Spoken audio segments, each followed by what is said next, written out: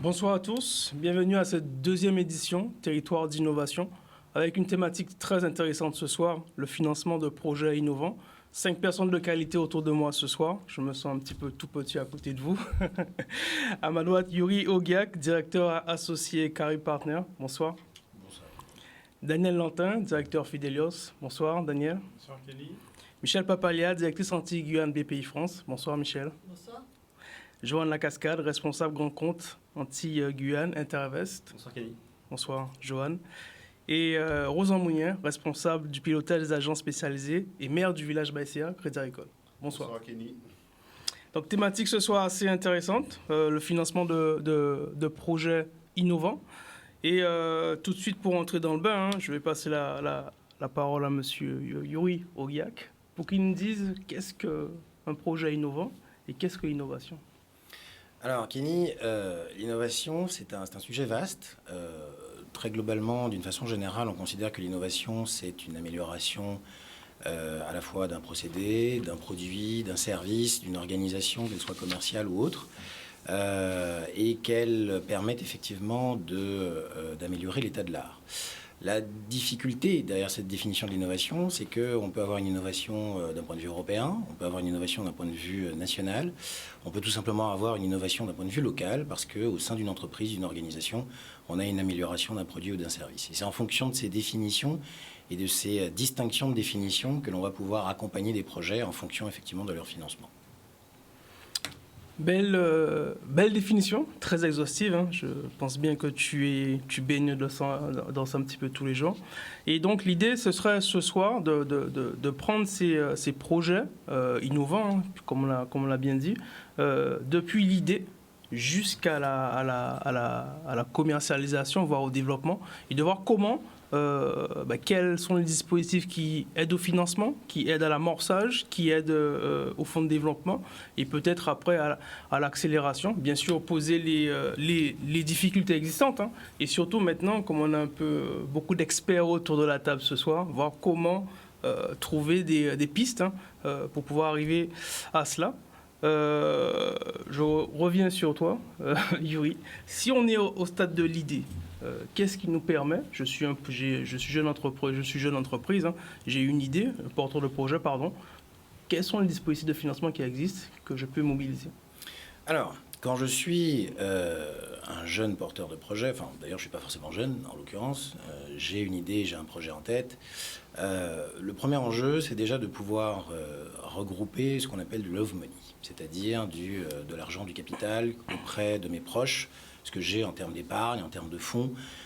Développer, j'ai envie de dire, la base de départ. On parlera souvent d'ailleurs tout à l'heure au cours de cette émission de cette notion de fonds propres, hein, de cette première base de financement qui va me permettre de pouvoir construire mon projet.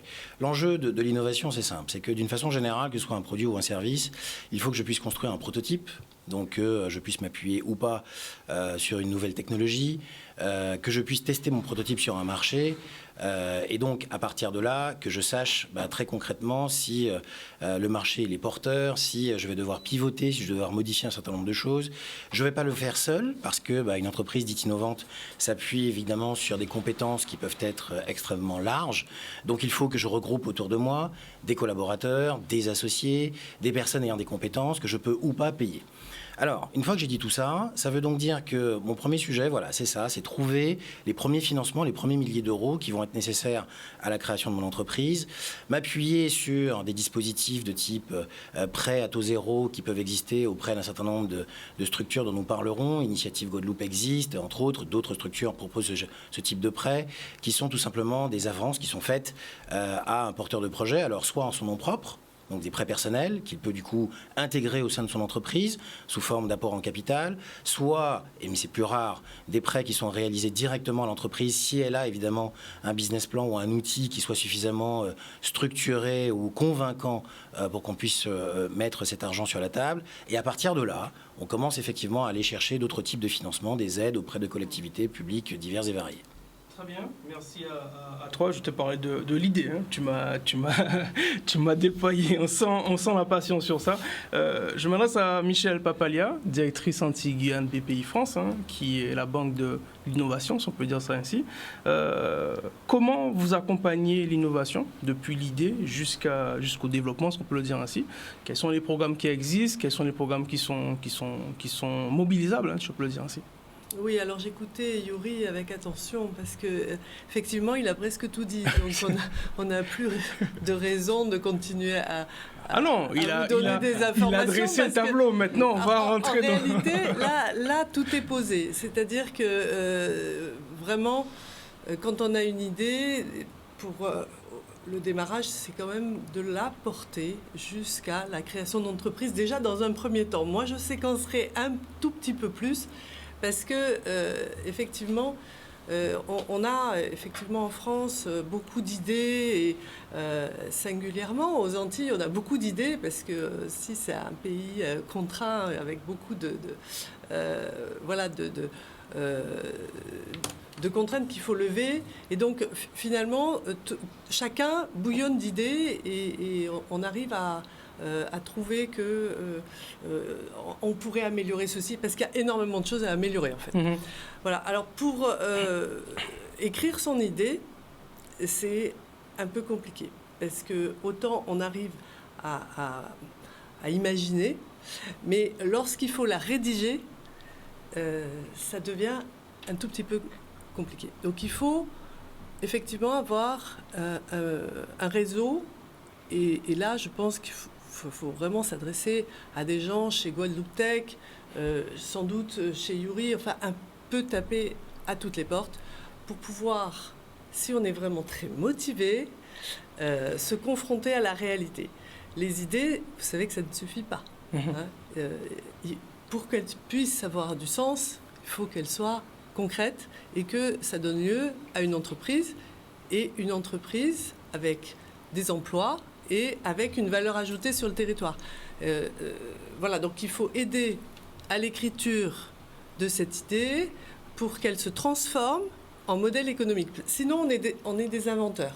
Et un inventeur, c'est très bien, ça ne donne pas forcément lieu à une entreprise. Nous, au niveau de l'idée, malheureusement, on ne fait pas partie de ce monde-là. On met sur le net toute la partie accompagnement, parce que on a ouvert nos portes sur le e-learning, en formation, en conscientisation, en écriture de business plan, etc. Mais on ne va pas se mettre à côté du porteur de projet pour relire sa copie, pour lui faire refaire, etc. etc. Il faut savoir qu'il y a à peu près qu'il y a des mois et des mois de rédaction entre l'idée et le projet en lui-même. Alors, chez BPI France, on intervient concrètement avec des outils, des dispositifs, et ce dont parlait Yuri, c'est vraiment, on est là lorsque le projet est écrit, lorsque l'entreprise est immatriculée, lorsque ça prend déjà corps, avec des partenariats, des associés, du phasage. Enfin, il y a déjà tout ce travail qui a été fait. Mais quelquefois, ce travail-là peut prendre une dizaine d'années. Alors, moi, et là, c'est l'écosystème. Moi, j'ai une idée, et il n'y a personne qui pourra m'aider ici, alors. C'est ça que vous me dites, c'est ça? Ah non, c'est pas ce qu'on a dit. C'est pas ça. Pareil. C'est pas pareil. C'est pas pareil. Alors... Voilà, Michel vient de l'expliquer. La difficulté, c'est de passer de l'idée au projet. Voilà. Ça, c'est un vrai sujet. Parce que... et ça, il faut le souligner, il y a un vrai dynamisme sur ce territoire, sur lequel quasiment tous les jours, on a des personnes, des hommes, des femmes, des jeunes, des moins jeunes, qui se réveillent avec effectivement des idées, des envies de faire des projets. Maintenant, il faut en faire quelque chose de viable. Et pour que ce soit viable, il faut trouver un modèle économique qui soit viable. Il ne s'agit pas juste de trouver un nouveau produit, un nouveau procédé, il faut derrière effectivement pouvoir le tester sur un marché. Et là, quand on ne sait pas, on va se regrouper, on va trouver effectivement des structures spécialisées, et puis on va en parler. Il y a ce qu'on appelle maintenant des incubateurs, hein, donc je lance justement le terme, qui permet d'accompagner des projets qui sont dans un stade de maturité très faible pour passer justement de cette problématique d'idées à cette problématique de projet. Voilà.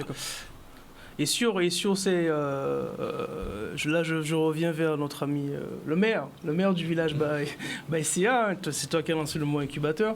Sur le village Baïséa, quelle est la stratégie, la philosophie pour accompagner ces porteurs de projets? Globalement, sur les villages et sur le réseau village, on accompagne les startups sur toutes les étapes. Nous, on a fait le choix dans un premier temps en Guadeloupe de s'orienter sur l'accélération. Donc, on est un peu sur ce que disait Michel tout à l'heure. On a déjà un projet, on a fait les tests, ça fonctionne. On sait déjà vers qui on va aller. Donc, on a une cible de clientèle. On sait exactement à quelle problématique on répond ou quelle est la solution innovante que l'on apporte. Et on a besoin de se fixer sur des marchés. Et donc, on a besoin, comme toute entreprise qui se développe, de financement pour faire face à son besoin de fonds de roulement sur la partie déploiement. On a aussi besoin de financement d'investissement. Donc, nous, ce que l'on va faire, c'est qu'on va accompagner le porteur de projet, la start-up, à structurer ses besoins, à reconstruire son business plan par rapport à ce nouveau dimensionnement, et à pouvoir identifier ses besoins, les classer, travailler sur toute la partie phasage pour correctement les classer et savoir vers qui se tourner. On va le préparer, parce que ça aussi c'est important. On peut avoir de très grandes capacités intellectuelles sur l'innovation technologique, mais le domaine financier peut être totalement abstrait pour nous et on peut commettre des erreurs qui peuvent mettre en danger le projet. Et donc, on a besoin de cette partie. Donc, on apporte l'expertise de commissaire aux comptes, on apporte l'expertise juridique, fiscale qu'il faut pour qu'on fasse un certain nombre de choix au départ, qu'on l'aide à faire ses choix et qu'on l'aide à construire une vision de son entreprise, une vision financière de son entreprise, et ensuite à aller embriquer la partie financière avec l'ensemble des étapes, ce qui lui permet finalement d'identifier quel est son besoin en fonds propres, quel est son besoin en financement bancaire, quel est son besoin aussi en financement participatif, et surtout, on lui permet de se dire, est-ce que je garde la même ambition que j'avais par rapport à ce que je peux obtenir, parce que c'est souvent aussi la problématique locale, c'est comment j'accède à un certain nombre de financements, et quelquefois, malheureusement, on contraint un certain nombre de projets par les solutions qui existent localement à revoir leur ambition dans un premier temps et donc à revoir tout ce phasage pour pouvoir avoir une accélération qui est un peu plus lente. Et nous, ce qu'on veut construire dans les prochaines années, c'est l'ensemble des outils avec ceux qui font le marché, qui permettront justement de plus avoir cette inquiétude sur l'accès au financement, mais d'avoir vraiment des projets qui se concentrent sur leur capacité de développement et d'accélération. Très bien. C'est intéressant de poser toutes ces bases avant d'aller sur le nerf de la guerre, si on peut le dire ainsi, la partie financement, mais qu'on travaille vraiment sur cette partie, ce premier niveau, savoir qu'est-ce que l'idée, qu'est-ce que le projet. Maintenant, je suis une entreprise qui est déjà en place. Est-ce qu'il y a on parle de beaucoup d'aides au niveau régional, je pense que tu pourrais nous renseigner dessus, mais ce qui m'intéresserait, c'est Daniel Lantin, tu as une plateforme de financement participatif, ça veut dire quoi et en quoi ça aide une entreprise à se développer? Alors, le financement participatif, en anglais, c'est le crowdfunding, le financement par la foule. Donc ça dit bien ce que ça veut dire. L'idée, c'est d'avoir beaucoup de personnes qui participent au financement d'un projet. Donc en général, de façon opérationnelle, au niveau français, par exemple, ça se fait via l'intermédiaire d'une plateforme de financement participatif, un site Internet. Donc il y a 3 modalités. Il y a le don. Vous donnez de l'argent à titre totalement bénévole. Donc il y a ici des chanteurs, Stevie Maï, qui ont fait des financements comme ça. Il y a aussi Tipo Pays qui a eu pour son projet au début, quand elle a commencé pour faire connaître son projet, donc il y a eu des personnes qui l'ont aidé par du don. Donc c'est des choses qui fonctionnent. Il y a aussi des financements sous forme de prêts. Là, l'idée, c'est que les investisseurs financent et espèrent un retour sur investissement avec un taux d'intérêt. Et puis il y a la 3e modalité qui est le financement en investissement en capital. Donc c'est ce qui nous intéresse davantage en Guadeloupe parce que c'est vrai qu'on se retrouve face à un manque de fonds propres. Et la problématique, c'est comment... C'est quoi le fonds propre? Les fonds propres, c'est les fonds propres à l'entreprise. C'est-à-dire que c'est ce qui Et en quoi appartient c'est en propre. important pour une entreprise innovante d'avoir un fonds propre bien structuré? C'est un peu sa mise au départ. L'important, c'est parce que les fonds propres sont là pour assurer le risque, pour couvrir le risque. Parce que, par exemple, si on a un financement qui fait 200, un besoin d'investissement de 200, un banquier va dire, moi, je suis prêt à apporter une partie du financement. En général, il va demander que l'entrepreneur s'engage à au moins 1 pour 1. Et c'est un peu la stratégie définie par la BPI, c'est 1 pour 1. Donc, quand la BPI veut, il faut déjà qu'il y ait un du porteur de projet. Et si Donc on là, a 0 en face, il n'y a pas 1 en alors, face? c'est là que le financement participatif peut intervenir, parce que l'idée, c'est de pouvoir, dans les 100 qu'on va rechercher en fonds propres, on peut avoir peut-être 50 qui sont apportés par l'apport personnel, love money du porteur de projet initial, et on peut trouver d'autres personnes qui sont intéressées à contribuer et à accompagner ce porteur de projet dans le cadre d'une augmentation de capital. Donc ça, c'est des choses qui sont tout à fait possibles, d'élargir la base de capital pour ensuite, par un effet de levier, aller voir la BPI qui rajoute 100, et après on peut voir un banquier qui rajoute 100. Donc le besoin de financement qui était de 300 au départ peut être structuré en diverses étapes, et ça permet de décomposer le projet de façon, je dirais, tout à fait structurée. Johan, tu es d'accord avec ça? Comment ça fonctionne chez vous, Interinvest? Oui, alors chez Interinvest, en fait, on intervient à 2 niveaux, on va dire, à deux étages de la fusée. Alors, nous, on intervient bien après, c'est-à-dire la société a été constituée et il y a un besoin d'investir dans ce qu'on appelle un outil productif, c'est-à-dire qu'il y a une immobilisation à acheter. Ça peut être, pour un cas, un transporteur, un bus, dans la technologie, une imprimante 3D. Voilà, donc il y a un investissement productif à financer et on peut monter via un montage en défiscalisation pour pouvoir bénéficier de l'aide fiscale. Alors, en deux petits mots sur la défiscalisation, en fait, chez Interinvest, donc on a de la collecte, c'est-à-dire des investisseurs qui, en contrepartie d'une réduction d'impôts, investissent dans une société de portage. Cette société de portage va pouvoir financer avec un prêt bancaire et pouvoir donner en location le bien à un exploitant. Très bien. Il parlait de financement participatif. Je sais que chez vous, vous parlez de FIP Outre-mer. C'est quoi? Exactement. C'est-à-dire que le deuxième niveau de la fusée, c'est justement le FIP, le Fonds d'investissement de proximité, où en fait c'est du capital développement. On peut investir directement dans les entreprises. Donc il y a 2 formes. Soit on investit en actions, donc on est actionnaire minoritaire. On nous appelle des sleeping partners, c'est-à-dire qu'on ne participe pas à la gestion de l'entreprise. Il faut savoir qu'Interinvest, on a déjà investi dans à peu près 50 projets et pour 65 millions d'euros. Et l'autre possibilité, c'est d'investir en ce qu'on appelle en obligations convertibles en actions. Donc ce sont des quasi-fonds propres. C'est un peu comme un prêt in fine, c'est-à-dire qu'on paye des coupons, donc des intérêts pendant 5 ans. Et au bout de la 5e année, il faut rembourser le capital. Donc l'intérêt, c'est de pouvoir avoir un financement de haut de bilan, donc intéressant. Et haut de bilan. En fait, haut de bilan, c'est les fonds propres. En fait, c'est les fonds propres. Okay. C'est considéré comme des fonds propres, et ce qui permet de pouvoir lever de la dette bancaire, donc d'avoir un effet de levier pour pouvoir financer son projet. Alors j'ai envie de dire, c'est cumulatif aussi avec la défiscalisation. Donc on peut à la fois lever des fonds propres pour financer une opération de défiscalisation. Très bien.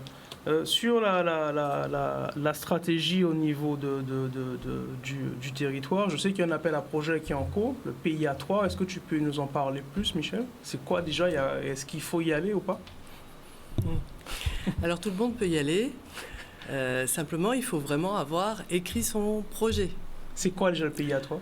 Alors, ces programmes d'investissement d'avenir, ce sont des subventions, des avances remboursables. Les outils sont toujours un peu les mêmes pour tous. Subventions ou avances remboursables, ça dépend du projet qui nous est présenté. C'est un outil qui est financé par l'État et la région Guadeloupe dans le cadre d'un programme d'investissement d'avenir territorial. Et en réalité, ça permet soit à des projets innovants, soit à des projets de structuration de filières avec évidemment aussi une connotation innovation. Ça permet donc de faire en sorte qu'il y ait une nouvelle entreprise qui se crée à partir d'une belle idée, d'un beau programme et d'un développement sur le territoire. Donc subventions et avances remboursables, c'est un programme qui va être sous forme d'appel à projet jusqu'au 30 juin Et on attend tous les projets portés par des entreprises privées, bien sûr, puisque chez BPI France, on est opérateur de l'entreprise privée et pas d'une entreprise publique. En fait, ce qu'on évoque aujourd'hui, c'est tout le continuum des financements en partant de l'idée, mais surtout du projet, parce que effectivement, dès lors qu'on met un financement à la clé, c'est que à un moment, il y a une entreprise. Donc, toute la partie amont, le dirigeant doit y réfléchir avec, je dirais, son écosystème en appui. Mais dès lors qu'il y a un projet, il y a la création d'une entreprise. Donc, on cumule à peu près les deux problématiques de à la fois la création et à la fois l'innovation. Mais une entreprise qui évolue dans le temps et donc qui est de plus en plus mature, à un moment, il faut qu'elle se renouvelle et qu'elle trouve une autre idée parce que sinon elle se fait rattraper par son concurrent, etc. Donc on peut aussi trouver des entreprises matures qui existent depuis plus de 10 ans, plus de 15 ans ou plus de 50 ans, peu importe, qui à un moment ont justement ce virage à prendre et permettent aussi à des jeunes entreprises de collaborer avec elles pour prendre en quelque sorte un certain virage. Donc, c'est pas réservé à des startups. Donc, c'est pour ça qu'il y a des outils comme les outils dont parle Johan, c'est pour ça qu'il y a des outils différenciants comme le crowdfunding, mais tout dépend de la nature de l'entreprise et je veux dire, le Crédit Agricole, où nous autres, là, on est tous en train de parler de faire progresser le développement de l'innovation sur le territoire. Mais chaque projet, chaque expérience n'est pas la même si on parle d'une création d'entreprise ou si on parle d'une entreprise mature qui a tout simplement envie d'avoir une différenciation par rapport à son marché, à son collègue et des virages à prendre, il y en a énormément en ce moment. Donc, et ça, le programme d'investissement d'avenir, c'est un peu cette idée-là, c'est que à un moment, qu'on soit une jeune entreprise ou bien qu'on ait envie d'accompagner une filière pour faire grandir, tout simplement, pour le progrès, pour l'emploi, pour le développement, eh bien, ce programme d'investissement d'avenir est assez puissant parce que ce sont des sommes assez importantes qui sont mobilisables. Ça peut aller jusqu'à 1 million d'euros. Donc, l'important, c'est d'avoir effectivement le 1 pour 1. Donc, travaillons beaucoup sur cet effet de levier parce que pour mobiliser de subventions, mais il faut évidemment trouver le complément. Si on vous finance à 50%, il n'y a pas de mystère. Si on finance à 50%, il faut avoir les 50% autres. Donc, soit vous constituez votre démarrage de programme avec un partenaire, et pourquoi pas ? Parce que j'entends beaucoup dire les partenaires, il faut raconter notre projet aux partenaires, mais j'ai envie de dire c'est bien parce que collaborons. C'est très bien d'avoir un partenaire qui va participer avec vous sur une idée qui est absolument intéressante pour tous. Donc voilà, il y a des partenaires qui n'ont pas les idées, mais qui ont les sous. Donc ça, c'est une bonne collaboration. Donc là, tu es en train de dire que le programme est intéressant, mais lorsqu'on y arrive, il faut qu'on ait c'est toujours la dimension du capital. C'est bien. Il faut qu'on ait les fonds propres. Et heureusement, parce que si on démarre sans fonds propres, on est voué à l'échec au bout de 3 ans. On ne pourra pas accompagner un programme, je pense que tout le monde est d'accord. On ne pourra pas accompagner... On toujours au sujet des fonds propres et on a vraiment un problème de culture sur les fonds propres qu'il va falloir que l'on transforme. Parce qu'il faut un minimum de propriété de son projet. Au-delà des fonds propres, du mot que l'on utilise, des ratios bancaires, il faut qu'on reste un minimum propriétaire de son projet, de son idée. Donc, quels qu'en soient les investisseurs et les autres intervenants qu'on fera venir, il y a un risque à un moment donné de contrepartie. Ça veut dire si j'arrive pas à payer à un moment donné, que d'autres personnes prennent le contrôle de mon projet. Et donc, l'enjeu aussi, c'est d'avoir un minimum le contrôle de son projet et de construire dès l'idée la manière dont on va constituer un minimum de fonds propres pour les effets leviers. Donc il y a aussi des dispositifs, notamment pour les demandeurs d'emploi, qui permettent de faire des transitions entre les indemnités et retirer du capital pour pouvoir créer son entreprise. Il y a toute une série de dispositifs qui existent et que tu as cité tout à l'heure, Yuri, qui permettent au départ de ne pas se tromper. Et pour ne pas se tromper, il y a des coûts qui sont souvent éviter pour faire des économies et qui coûtent très cher à l'arrivée. C'est s'entourer d'un expert financier de type expert comptable ou quelqu'un qui est en mesure de vous accompagner sur votre projet, de se rapprocher de Guadeloupe Tech, de French Tech pour pouvoir échanger avec d'autres start-up, d'autres porteurs de projets qui ont déjà passé vos étapes, de manière à ne pas faire d'erreur au départ, parce qu'il y a des choses importantes que l'on va construire et qui vont être valorisées et qui, au travers de montages très simples, peuvent renforcer le niveau des fonds propres. J'ai un exemple tout simple d'une start-up qui a démarré en entreprise individuelle, qui a fait valider son projet, qui a payé un tout petit peu pour faire expertiser son projet et qui, de l'entreprise individuelle, va passer en société et donc a une valeur de bilan au départ qui lui permet de faire un apport significatif sans avoir de cash supplémentaire et d'avoir un capital qui va lui permettre en face de pouvoir regarder les yeux dans les yeux banquiers, investisseurs et tous ceux qui vont vouloir participer au projet. Donc il y a des stratégies qui peuvent être mises en place très tôt, mais avec un conseil adapté, il ne faut pas en faire l'économie parce que c'est aussi ça qui nous ouvre plus de portes et plus d'accès aux fonds et à l'accompagnement. Très bien. On va faire la pause pour la pub et on se retrouve tout de suite.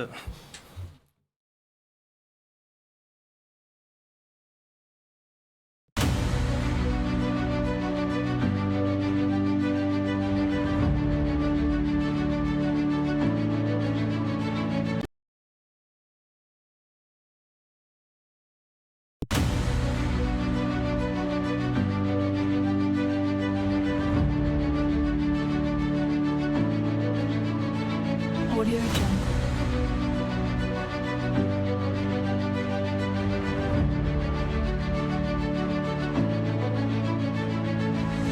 Audio Jungle.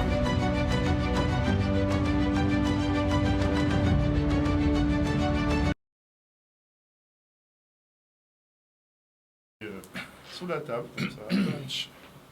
Ça, tu peux taper tes cuisses. On est de retour. Rebonsoir. Donc maintenant, dans la deuxième partie de l'émission, sur la financement de projets innovants. Et là, maintenant, c'est plus du concret, hein, puisqu'on a un petit peu parlé des stratégies, qu'est-ce qu'il faut faire, comment penser le projet, comment s'accompagner, avoir une vision stratégique. Mais maintenant, concrètement parlant, je suis chef d'entreprise actuellement. Qu'est-ce que je peux mobiliser, quels sont les montages financiers qui existent, quels sont les fonds disponibles, hein, si on peut le dire. On entend parler de fonds d'amorçage, on entend parler de fonds de développement, qu'est-ce que ça veut dire, ARDA, ARDI, chèque relance, voilà, chèque innovation, pardon. Donc, Yuri qui nous a adressé tout ça tout à l'heure assez rapidement. Est-ce que tu peux maintenant revenir dessus et un petit peu expliquer quels sont les principaux outils qui existent, hein. Je suis chef d'entreprise, je suis qualifié, comme tu l'as dit, d'entreprise innovante. Qu'est-ce que je peux mobiliser comme fonds? Et comment derrière maintenant, on a parlé de ce souci de fonds propres, hein, renforcer mes fonds propres à travers maintenant des montages ou différents programmes. Alors, on va faire un distinguo entre deux types d'entreprises, globalement parlant. On va, d'un côté, mettre les entreprises qui se créent, hein, où on a un porteur de projet qui, avec tout seul ou d'autres associés, va créer effectivement un projet et qui n'a pas déjà une activité récurrente, ou en tout cas qui est susceptible de générer du chiffre d'affaires ou de la marge. Ce porteur de projet, on a parlé de Love Money, c'est vraiment sa première source. La Love Money, c'est l'argent de la famille, c'est son épargne. On en a parlé pour les porteurs d'emploi, par exemple, les demandeurs d'emploi qui sont susceptibles de transformer une partie de leurs allocations du retour à l'emploi en capital. C'est une possibilité. L'épargne que l'on peut avoir, les parents, tout simplement. En fait, c'est la première étape. Convaincre, c'est d'abord convaincre son entourage. De se dire, voilà, j'ai un projet, j'ai une idée, est-ce que vous êtes prêts à m'accompagner, à mettre des sommes d'argent avec moi sur ce projet? Et c'est d'ailleurs une façon aussi de vérifier que ce que l'on va faire, son projet, a du sens parce qu'on est en capacité de convaincre les autres. Donc ça, c'est vraiment cette love money. Alors à côté de ça, il y a la possibilité, on l'a dit, d'aller solliciter un certain nombre de dispositifs. Il y en a un certain nombre. La région a mis en place, en direct ou via différentes structures, la possibilité de demander des fonds. Donc le prêt d'initiative Guadeloupe, on en a parlé, qui est un prêt à taux zéro, qui permet à un porteur de projet qui n'a pas encore immatriculé son entreprise, de venir solliciter des fonds qui va ensuite pouvoir apporter en capital à son entreprise, ça c'est une chose. Ensuite, en fonction d'un certain niveau de maturité, on va pouvoir demander ou solliciter certaines aides. Alors, il y en a plusieurs. Le chèque innovation qui existe, qui est un chèque d'un montant de 10 000 euros qu'on est susceptible de solliciter lorsqu'on a déjà immatriculé son entreprise pour pouvoir tout simplement payer ou financer un certain nombre de prestations dont on a besoin dans le circuit de l'innovation, que ce soit dans la protection de son innovation, que ce soit dans des études, que ce soit dans le prototypage, dans des choses comme ça. On a évoqué la RDI, qui est l'aide à la recherche, au développement et à l'innovation, qui est aussi encore un autre format d'aide qui permet là aussi de financer le même type de prestations. Alors il faut savoir que ce ne sont pas des aides dont vous pouvez bénéficier sans cofinancement. On a déjà évoqué cette notion de cofinancement, mais il y a des taux de financement qui sont très intéressants puisqu'ils sont couverts à quasiment 70%. Ça veut donc dire que si on vous donne un chèque de 10 000 euros, vous avez grosso modo 3 000 euros à trouver de votre poche, entre guillemets, pour financer un projet de l'ordre de 13 à 14 000 euros pour pouvoir commencer effectivement à démarrer cette activité. Alors, il y a un sujet dont on ne parle pas suffisamment, c'est le temps. Le temps que prennent des porteurs de projets, Michel l'a évoqué tout à l'heure, pour pouvoir arriver justement à sortir un prototype, un nouveau produit. C'est des jours, c'est des semaines, c'est des mois. Et ce temps-là est un temps qui est rarement ou peu valorisé. Et ça, c'est très important parce que souvent, on a dans nos cabinets des entreprises qui arrivent avec des premiers bilans qui sont quasiment vides.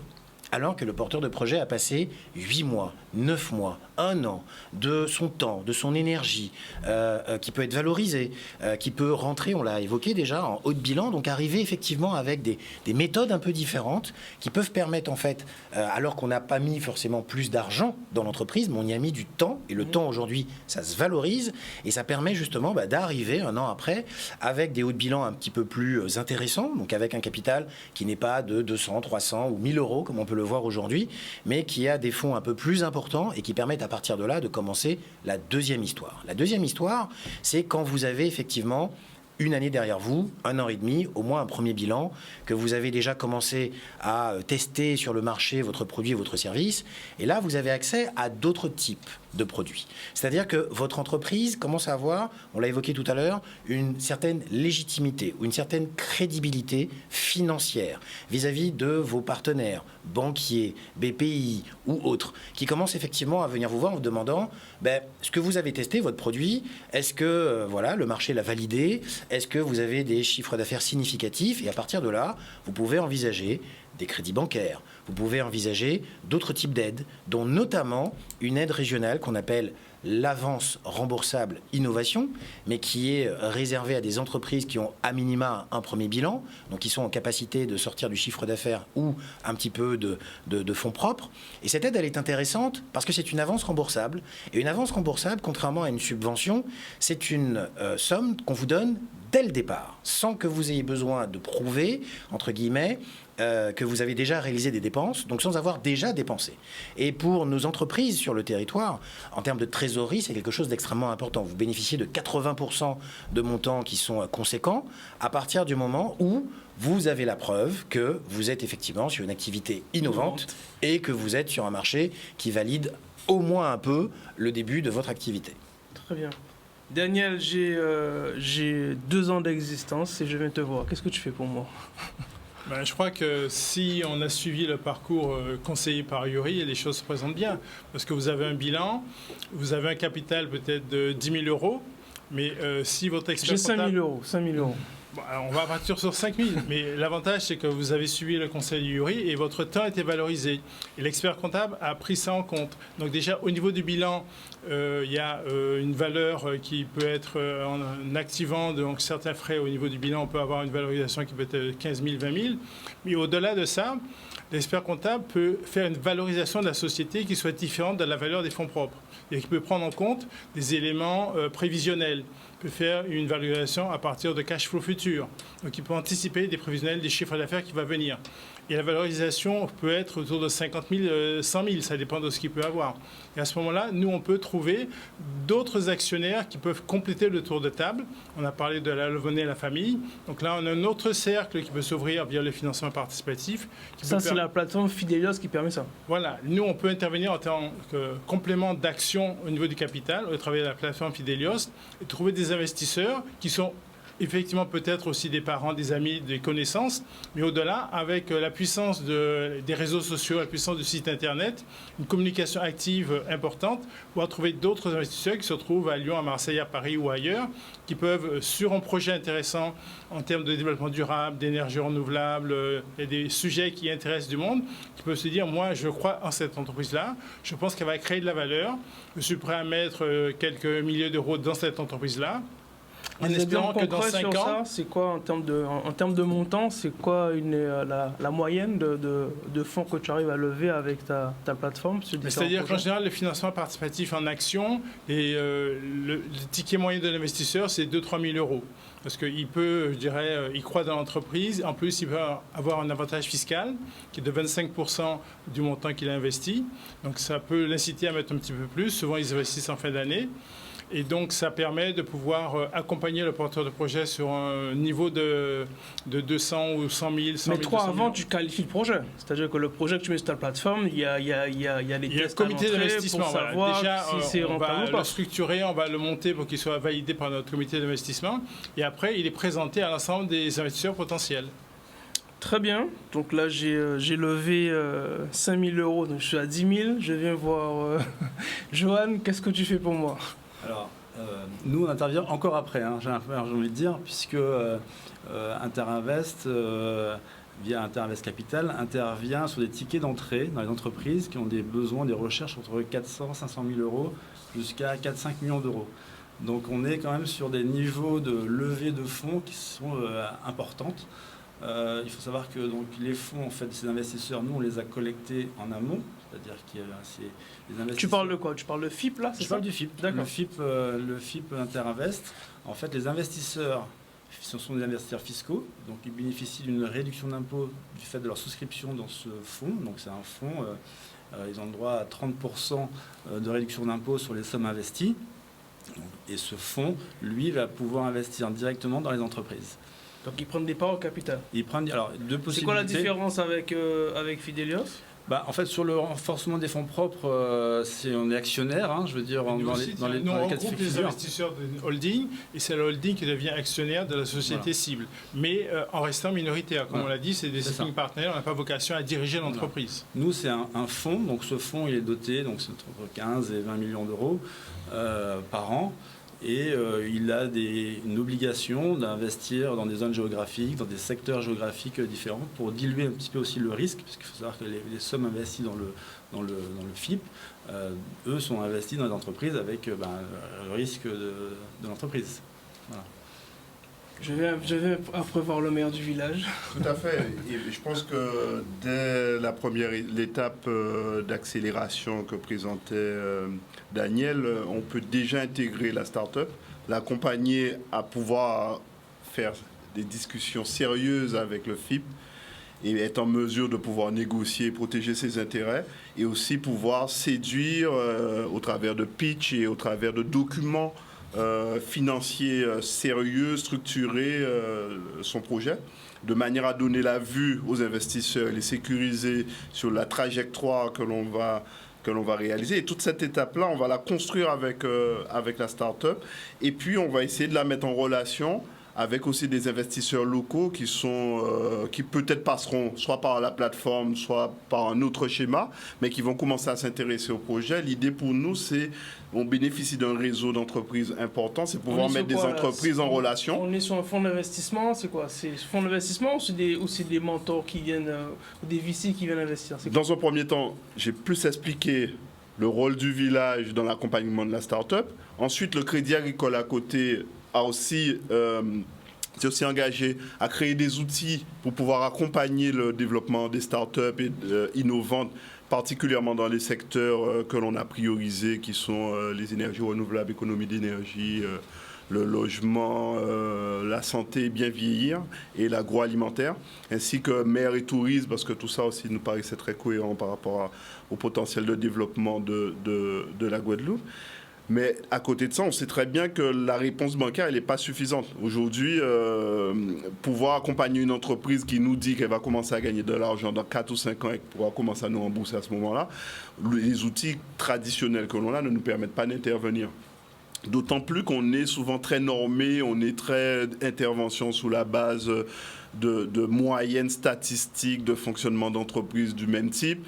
Quand on arrive sur de l'innovation, on n'a pas forcément des repères, donc on ne sait pas comment décider sur le sujet et souvent on ne décide pas. Et donc effectivement, au travers du village, on apporte une réponse et on a une autre réponse qui nous manquait finalement, c'est la partie investissement. Donc on a créé en fin d'année 2021 un fonds d'investissement et on va structurer tout ça, organiser notre intervention dans les mois à venir, de manière à apporter une réponse sur l'amorçage, sur cette petite partie qui peut être répondue par la plateforme de Daniel et qui peut être complétée de manière à fournir à l'entreprise sa capacité à valider sur son marché, parce qu'il y a le POC, les premiers essais qui vont être faits sur le produit, donc on valide l'innovation, mais valider sur son propre marché son produit de manière à pouvoir regarder avec sérénité d'autres marchés et pouvoir aller vendre son développement au-delà de notre région à des fonds d'investissement tels que Interinvest le propose et sur des projets plus importants parce qu'on a des startups aujourd'hui qui ont un potentiel international important et qui sont en train de discuter avec des fonds d'investissement nationaux et internationaux pour du développement dans la Caraïbe, en Afrique et donc là aussi être suffisamment structuré, costaud pour pouvoir aborder et répondre aux critères internationaux d'intervention des fonds d'investissement. Et Kenny, j'aimerais bien préciser un peu les critères d'éligibilité au FIP. Donc il faut que le porteur du projet, déjà sa forme juridique de sa société, soit une société de capitaux. Donc ça sera une SA ou une SAS soumise à l'IS. Il faut qu'il y ait un minimum de 2 salariés. Il faut que ça soit dans un secteur qui est éligible au FIP. Alors il y a une évolution législative. L'année dernière, encore, c'était des sociétés liées au même domaine d'activité, secteur d'activité que la défiscalisation, donc le BTP, l'hôtellerie, l'artisanat, l'industriel, etc. Aujourd'hui, les secteurs sont plus élargis, donc le commerce, les services, la santé, sont des secteurs éligibles au FIP. Donc voilà, les champs des possibles sont beaucoup plus larges aujourd'hui qu'elles étaient l'année dernière. Et tout ce qui est innovation numérique, non? On y est pas encore? Et également, la recherche et développement aussi. D'accord. Non, Okay. Ça rentre dans la cible du FIP. Mais comme l'a dit Yuri tout à l'heure, on a bien 2 phases. Une phase capital risque d'amorçage. Donc il faut atteindre son point mort. Et puis à partir de ce moment-là, Alors, la on reprend. société... Capital risque d'amorçage. Capital risque, quoi? c'est la phase où en fait la société peut lever des fonds via des sociétés de capital risque. Donc c'est pour financer les fonds d'amorçage en fonds propres. Donc c'est un peu la difficulté. Alors c'est quoi le aujourd'hui. fonds d'amorçage? Parce que ça fait 2 fois qu'on en parle là. C'est quoi le fonds d'amorçage? Le fonds d'amorçage, en fait, c'est du capital risque. Capital risque, ça veut dire. C'est-à-dire qu'on investit dans une entreprise sans encore vraiment avoir testé le marché. Donc il y a plus de risques à ce moment-là. Donc une fois cette phase est passée... Encore le retour sur investissement. Voilà. En fait, il faut aussi attendre que le modèle économique soit mature et ait fait ses preuves. Donc il y a une période où on attend, le dirigeant attend, les financeurs attendent, tout le monde attend. On investit plus sur un projet que sur l'entreprise en tant que telle. Et donc il y a un certain nombre d'années qui peuvent se passer comme ça. Mais on n'a pas encore, on n'a pas encore. Voilà, donc c'est ce qu'on appelle tout le l'amorçage, c'est l'étape où on est trop tôt par rapport à un modèle économique qui n'est pas encore probant. On n'a pas encore de fiscal, On n'a pas encore de rentabilité, parce que c'est toute cette période qui est sensible, tant que tu n'as pas la rentabilité. C'est la période la plus fragile. C'est une période fragile. Donc cette période fragile, nous on dit effectivement il faut doubler les capacités en capitaux propres. On a parlé d'initiatives. Moi je vais être plus dur que tes 5 000. C'est pas possible de créer avec 5 000. On va pas arriver à faire un effet de levier. Tu fais 5 000, tu multiplies par 3, tu as que 15 000. Avec 15 000, tu vas où ? C'est pas suffisant. Hein. Donc, avant d'être structuré et avant d'aller voir Johan ou avant d'aller voir un banquier, il va falloir que tu attendes 10 ans. Ça va pas. Ça va pas. On n'a pas le temps d'attendre 10 ans. Entre-temps, il y aura 10 autres projets qui se seront créés avec plus de capitaux. Et donc, on fait comment alors ? Non, alors, il faut se faire un phasage. Je fais quoi avec mes 5 000 Tes 5 000, tu vas aller voir d'autres associés qui auront 5 000 à mettre avec toi. D'abord, de toute façon, une entreprise innovante, c'est pas un seul porteur de projet, c'est plusieurs, avec plusieurs compétences, de façon à se réunir avec un board qui puisse aussi réfléchir et brainstormer sur toutes les belles idées et les rendre tous concrètes en travaillant sur un sujet. Donc, tu vas pas tout seul avec 5 000 faire quelque chose. Tu vas mettre autour de toi les bonnes personnes qui vont compléter tes compétences. Hein. Et ça fera donc autant d'associés. Vous êtes 4, vous avez déjà 20 000. D'accord ? Donc, vous avez 20 000. Avec 20 000, vous allez voir Initiative. Initiative,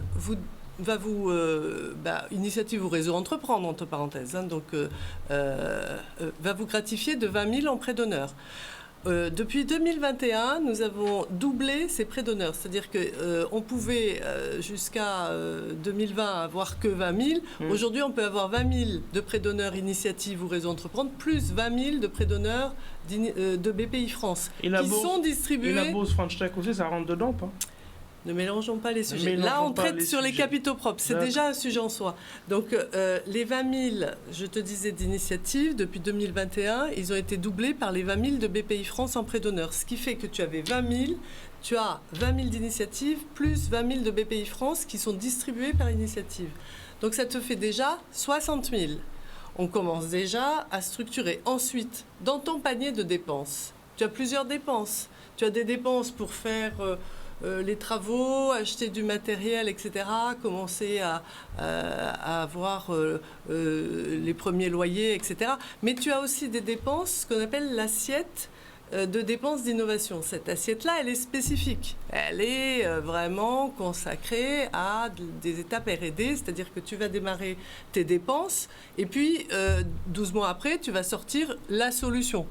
Mais il faut quand même que ces dépenses soient des dépenses de faisabilité, c'est-à-dire que du jour homme, on disait que le jour homme n'est pas assez valorisé. Et bien le jour homme, c'est une dépense. Hein, tu travailles un jour dans ton entreprise pour réfléchir sur ton idée et commencer à la développer. Ça rentre dans l'assiette des dépenses. Et donc la bourse French Tech, pour en arriver là, la bourse French Tech permet donc de subventionner pour des entreprises qui sont créées et dans la première année de l'entreprise, donc au tout début, permet de subventionner à hauteur de 70% ce panier de dépenses. Et souvent, un plan de financement se construit avec plusieurs étages de la fusée. Donc, on a parlé des capitaux propres, mais que ce soit une TPE ou une entreprise plus mature, l'idée est toujours la même. C'est-à-dire que tu as le premier étage de la fusée, les capitaux propres, le panier de dépenses, parce que pour avancer sur un projet, il faut investir soit de son temps, soit avec un prestat, mais faire avancer pour, à la sortie, avoir une solution à proposer sur le marché. Et tu as aussi des dépenses d'une nature tout autre, quoi. Des dépenses quelquefois matérielles, quelquefois plus corporelles. Auquel cas, le banquier pourrait très bien compléter, parce qu'il faut bien distinguer toute cette nature de dépenses et en face mettre les outils, pourrait très bien compléter un plan de financement comme ça. Si très concrètement, je suis déjà à mon 60 000 de capital, sans rien faire. Sur la nature des dépenses, eh bien, il y a 30 000 € de bourse French Tech qui ont pu financer les dépenses de R&D. Et on peut compléter à partir de là par 60 000 de prêts bancaires que BPI France va garantir aussi. Donc on est déjà à un plan de financement aujourd'hui qui fait 150 000 € et on a démarré avec 4 copains qui avaient envie de bosser sur cette idée et se donner eux-mêmes les moyens d'accélérer, etc. Donc, et tu vois bien qu'avec un premier démarrage à 150 000, ça n'a rien à voir avec un premier démarrage de 5 000. Hein, et c'est comme ça qu'il faut raisonner. Et si tu raisonnes comme ça, tu peux rajouter par-dessus un modèle économique un peu plus traditionnel de façon à justement garder les pieds sur terre et concrètement faire une rentabilité avec, je dirais, du négoce, une prestation, ceci, cela, enfin, qui viennent en plus. Et c'est ce plus qui va solidifier et qui va rentabiliser et qui va faire des petits. Voilà, c'est un cercle vertueux. Ouais, très bien, Michel. Tu vois, veux dire? Oui, juste pour rajouter dans l'arsenal à disposition du chef d'entreprise, la fiscalité. La fiscalité, c'est un point très important. On a aussi la possibilité d'être ou de demander, lorsqu'on innove beaucoup, le critère de jeune entreprise innovante, de JEI, qui est un critère fiscal qui permet derrière d'avoir un certain nombre d'exonérations fiscales et sociales, et puis de bénéficier d'une augmentation du fameux effet levier dont on a parlé.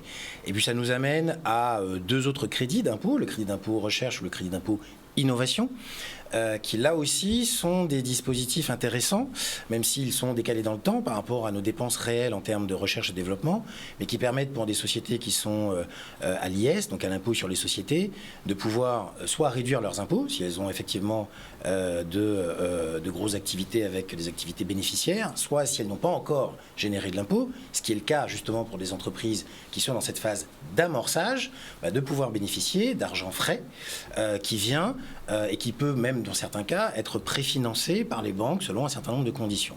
Donc il y a des choses importantes aussi sur lesquelles j'aimerais revenir, le fait que dans beaucoup de sociétés d'innovation aujourd'hui, on a besoin de temps. On a besoin de temps, de gens qui ont des compétences. Et donc pas nécessairement qu'on mette au capital, mais que des gens qui ont des compétences viennent apporter dans votre projet de leur temps à eux, et ce temps, il peut être valorisé. C'est des apports en compétences qui se font dans des sociétés par action simplifiée, qui là aussi peut être valorisé, et qui peut permettre d'ailleurs, derrière, de travailler effectivement à la construction de ces projets. Et puis mon dernier point, c'est que financement et accompagnement, ça va ensemble. On ne peut pas trouver du financement si on n'est pas correctement accompagné pour aider justement ces porteurs de projets, quel que soit leur niveau de maturité, à trouver l'ingénierie financière nécessaire pour pouvoir financer leur projet. Tu es d'accord avec ça, Daniel ? C'est vrai qu'il faut un accompagnement permanent, c'est-à-dire que nous, au niveau des dossiers qu'on étudie, on a un comité, je dirais, d'investissement qui regarde les dossiers.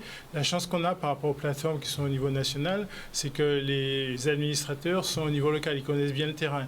Donc ils peuvent avoir une connaissance pointue du terrain et pouvoir avoir une vision très rapide sur les dossiers qu'on est appelé à traiter. Très bien, merci. On arrive à la fin de l'émission. Que tu nous dises deux mots sur le Fonds de solidarité Outre-mer. Oui, merci. En fait, le Fonds de solidarité Outre-mer, c'est un fonds qui est géré par Interinvest. En fait, les souscripteurs fiscaux, quand ils souscrivent donc au produit de la défiscalisation ou via le FIP, quand ils font leur souscription en ligne, ils ont la possibilité de donner de l'argent, de faire un don à l'association, enfin au fonds de solidarité. Et donc l'année dernière, on a récupéré, depuis l'existence du fonds, à peu près 78 000 € de dons qui ont été doublés par un apport d'Interinvest. Et donc on a cette somme, j'ai envie de dire, pour financer des associations. Alors ce qu'on cherche à financer, c'est des associations dans le domaine de la santé et en lien pour les enfants également. Donc si jamais il y a des associations qui nous écoutent, qui sont intéressées par avoir une participation financière, dans ce cas-là, le Fonds de solidarité leur est ouvert avec plaisir. Voilà. Donc ils peuvent nous contacter sur Interinvest ou nous contacter directement. Très bien. Rosan, une actualité sur le village pour finir. Mais sur le village, on a un certain nombre de partenariats. On a signé un partenariat récemment avec Synergile et qui nous permet d'accueillir le concours Jeunes Pousses Innov le 5 et le 6 mai au village. C'est important pour nous de commencer à regarder et à initier les jeunes qui ont envie de s'orienter dans le domaine de l'innovation, sur l'écosystème local, sur ce qui existe, et de manière à ce qu'ils soient curieux, qu'ils viennent vers les associations qui font cet écosystème, et que justement cette construction qui pourra lever un certain nombre de problématiques, notamment sur les fonds propres qu'on a beaucoup évoqués, puisse déjà être ancrée dans leur démarche de création et qui se rapproche de ceux qui pourront les accompagner et les aider à surmonter les quelques handicaps qui peuvent exister sur notre marché. Très bien. Donc Michel, le PIA 3, il est jusqu'à quand ? PIA 3 jusqu'au 30 juin 2022. tant en filière, structuration de filière, qu'en innovation. Et si on a besoin d'un conseil éclairé, on vient te voir directement, c'est Oui, ça? bien sûr, non, mais il n'y a pas de problème. C'est une adresse mail aussi qui marche bien, c'est guadeloupe@bpifrance.fr, quelle que soit la question, quel que soit le projet, quelle que soit la problématique, et aussi un numéro de téléphone, 06 90 28 90 60. On y va. Donc je pense, alors juste avant qu'on fasse le dernier tour de table, je pense qu'on va se faire une deuxième émission sur ça, parce qu'il y a pléthore à dire, hein. On a juste abordé un premier niveau, je ne sais pas si vous êtes d'accord. Et je pense qu'on se fera une deuxième émission sur ça. On vient de me dire que c'est fini. Donc de toutes les manières, je mettrai tout ça en ligne, hein, que ce soit sur Facebook ou LinkedIn. Et moi, je vous donne rendez-vous à la prochaine émission du territoire d'innovation. Merci. Merci. Au revoir. Merci. Au revoir. Au revoir.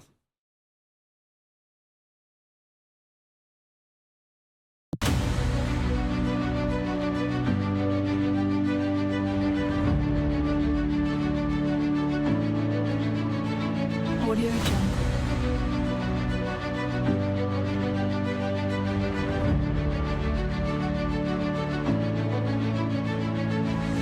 Audio Jungle.